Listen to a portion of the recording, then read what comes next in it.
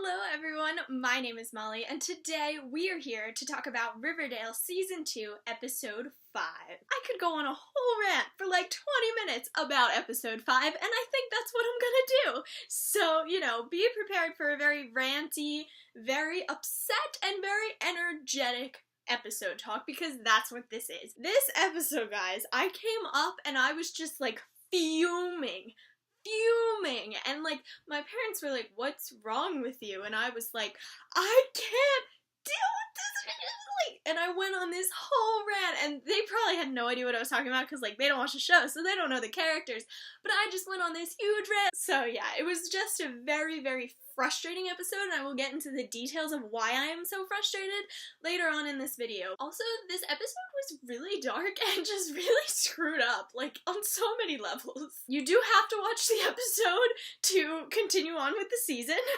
so, it's important and you have to watch it, so definitely go watch it. Just come back here and rant to me when you're done, because I know you're gonna want to. But you guys go watch it, fume a little, come back, and we can rant together. But if you haven't seen it, I don't want to spoil, so goodbye! So, this episode, guys, oh my goodness, we have so much to talk about. So, the episode opens, and we have the creepy Black Hood voice talking to Betty, and who does he threaten? Polly. Who was right? I was. I knew he was gonna go after Polly. And then he goes on, he's like, "I'm gonna carve her like a jack-o'-lantern." I was like, oh my god, this is like some weird, messed up serial killer shit that I was not prepared for. Betty goes and tells Archie, and I was happy that she kind of figured out somebody that she could tell, because, like, it's not weird if she's talking to Archie. Her and Archie are best friends. Like, they're walking to school together. Who cares? So I was happy that she had that one person to tell.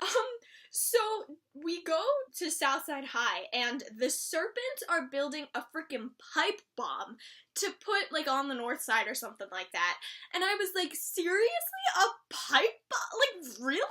This is what we're doing now? There's a freaking serial killer on the streets, and you're building a pipe bomb. And then Jughead's like, "Guys, what are you doing? Put that away, like it doesn't." No, we're not doing that. And Tony's like defending the Serpents. And I was like, I get that you're a serpent and all, but that doesn't mean you can go along with whatever they do. Tony, I had hopes for you. Speaking of the Serpents, so Jughead, after finding out how crazy and insane and disgusting these serpents are, decides to go through initiation. And later on we do find out that he decides to go through initiation because his father was the only thing standing between the north side and the south side. So he wants to take on that role. He feels like it's his responsibility to keep everybody in control, which is a very noble reason for joining the Serpents, but still very messed up, and I want you to get the hell away from them. So the Black Hood has Betty post this article about how Alice used to be a serpent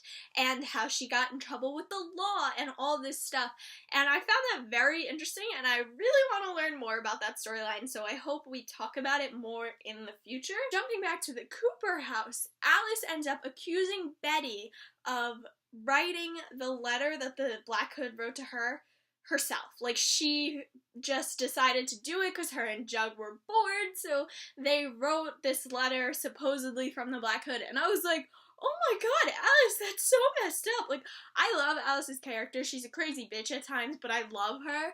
But, like, that was crossing a line. So then we have this adorable Bughead scene, and it just made what happened later in the episode so much harder.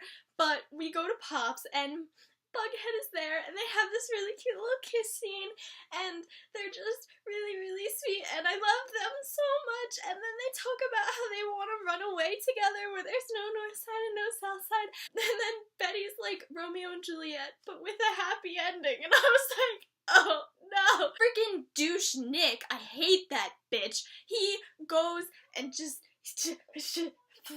he's like there at school with them, and he's like with the pussycats and he's just being gross, and Kevin and Archie are so annoyed by it, and it's so funny. They're sitting there and they're just like, really?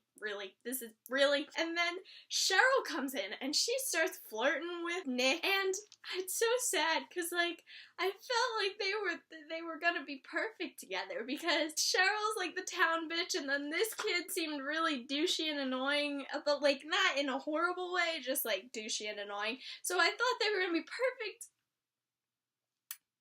Oh boy. So then we go to this party that they are having where everyone is invited, and douche Nick pulls out drugs and is like, alright, come on everybody, jingle jangle time. And I was like, oh good god. Veronica's like, come on everybody, loosen up, and she takes it. And then everybody starts taking it but Archie and Betty, because Archie and Betty are sitting back, and then freaking Nick starts to mess with Archie's head. So Archie does drugs, and I was like, what? No, you can't, no, step away from the drugs. I was so mad at them because, like, why are they doing drugs? They know how bad it is, like, but I love how Betty, like, managed to stay strong and just totally, like, didn't, and she was just sitting in the corner like, that would be me at a party. Then she ends up going off on Veronica. We as viewers know it's because of the Red Hood. She's doing it to protect her, but she starts spewing all this stuff about how we know she's just like her dad and she's a mess and all of this stuff, and I was like, oh my god, Betty, like, that was rough. So, this is where Nick's, I don't even know the word for it. This is where Nick's, not douchiness, because it's worse than that. I don't have words, but it's where it shines through, because he starts to try to force himself on Veronica, and Veronica's like, no honey, get off me, and like she totally puts a stop to that. I was really proud of her for that, but you know, it leads to some events later on, and then poor Betty, she leaves the party after breaking up with V, and like she's so distraught, and she gets a call from the Black Hood, and he's like, alright, you did it with Veronica, good job, now due to Jughead. And I was like, I knew this was coming. Poor Betty, she literally was crying this entire episode, and I felt so bad for her, and now she has to break it off with Jug. Then she asks Archie to do it, and she's like, it doesn't have to hurt, it doesn't have to be mean, he just needs to stay away from me for a few weeks, like, I need to be able to fix this, and I know that I can because our love is that strong, but like, I need you to do it, but just don't hurt him. What does Archie do? He goes and he rips his little heart out and stomps on it. Friggin' Veronica's mom, I think her name's Hermione, she is at this party construction thing, and she goes over to Fred, and she's like trying to convince Fred to do all this stuff, and I was like, you stay away from him. He is a pure little baby, and you are a little snake trying to ruin him. And like, you know, there's probably a deeper storyline to Veronica's mom, and she's probably like actually really nice, but she's in this abusive relationship with Hiram, but like, right now she's a snake, and she needs to stay away from Fred. Speaking of that party, so Alice Cooper, it's said that she decided not to come because of this whole article thing. It's just too much, so they decided it was best if she stayed at home.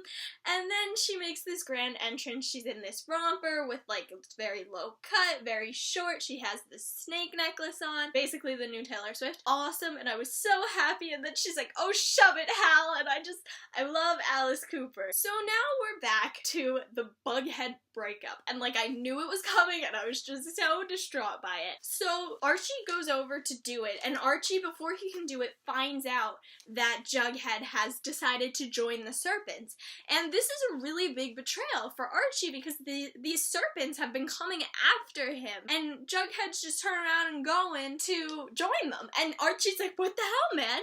And he gets really pissed off, and like I understand that, so I'm not mad at him for that. Jug should have been talking to his best friend and his girlfriend and all his real friends about what the hell's going on. But, you know, because Jug hadn't told Archie about what has been going on and how he's joining the Serpents, Archie gets really hurt. And since Archie's really hurt, he brings out the Betty card and is like, she's been trying to break it off for you for weeks. She can't stand that you're going to the dark side. She knows this isn't gonna work. Stay away from her. Jug's like, no, I don't believe it. Like, Betty would never do that. I saw her like 2 days ago and everything was fine. And he's like, you want to call her? Like, do it. And Jug gets so sad, and you can tell he's just gonna go dark now, and I was like, no, not dark Jug, because I really thought Jughead would be the one character that would be smart enough to realize that something is going on. Something is wrong with Betty. Something isn't right. Betty wouldn't just send Archie to break it off. Like, no. I had faith that Jug was one of those characters that was smart enough to understand what was happening. But apparently he isn't, and it was so frustrating. Jumping back to the construction party, Nick ends up roofing Cheryl and then goes to sexually assault her. That little bitch. Burning passion hate. I was so happy that Veronica and the Pussycats saw what was going on, and they totally just like jumped off stage and were like going, and they kicked his ass. And I know people were like, they shouldn't be beating him up, like they'll get in trouble. He deserved to get beat up. I don't care. They needed to do that, and I was really happy that they did. All throughout the episode, we've been seeing the serpent trials, and they're all ridiculous. I mean, first you have to take care of the dog. Second, you have to recite, like, the serpent commandments. Third, you have to get bit by a rattlesnake. And fourth, they beat the shit out of you. That's a trial? How is that a trial? You literally stand there and they beat you to a bloody pulp and then they give you a jacket. Like, what? Like, I get that that's a lot of initiations in gangs, but why? Like, what is that? Why?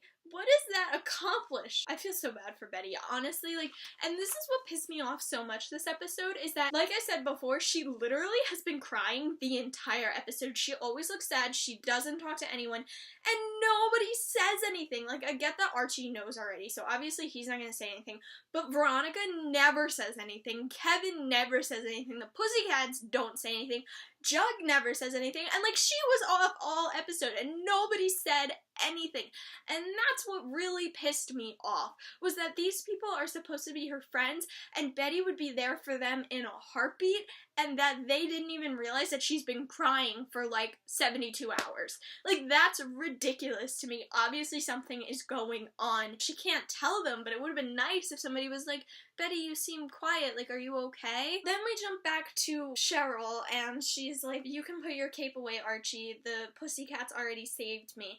And then she's like, I want to press charges, he deserves to be in hell. And then they have like this cute little group hug, and I just feel so bad for Cheryl. Like, my heart hurt for that girl. So, well, Betty is trying to prevent a serial killer from carving Jughead like a jack-o'-lantern. He kisses Tony Topaz. It's fine. I'm fine. I mean, technically he didn't initiate it, she did, but he kissed back. And I get that he's hurting, but once again, I feel like he's a smart enough character to be like, something isn't right. And even if he's not, it still should be like, Betty literally broke up with me 5 minutes ago, like, I should probably not be making out with another girl 2 seconds later. And Tony knew that he was in this vulnerable position, and she took advantage of it, and that really pisses me off. So the episode ends with Betty being on the phone with the Black Hood, and they're like, you told Archie you broke a rule, I'm on my way to kill Polly, and she's like, no, you're not going to, and he's like, alright, give me another name, and she doesn't want to, but he keeps consistently saying, I'm going after Polly, and so she gives the name of Nick. I feel so bad for Betty, and I feel so bad for the situation that she's in, and nobody should ever have to be in that situation. Next week's promo looks crazy intense. There's like drag racing, and I know there's gonna be a Bughead scene, and I'm really prepped for it. So those are my thoughts on the episode. Let me know what you guys thought of the episode down below. If you're interested in watching all my other previous episode talks, if you haven't seen those yet, they will all be linked down below, along with all the other TV shows that I do episode talks for. Again, all will be linked down below. But that's it for this video, guys. I try to upload a video every week. If you like my videos, then subscribe, and I'll see you next time. Goodbye!